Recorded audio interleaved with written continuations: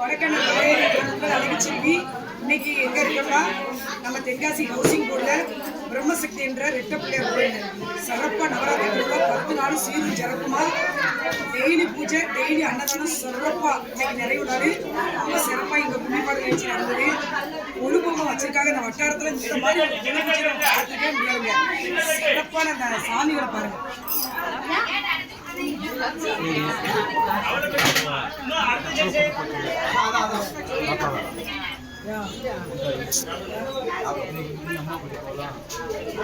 ஏகா ஏகா ஏகா ஏகா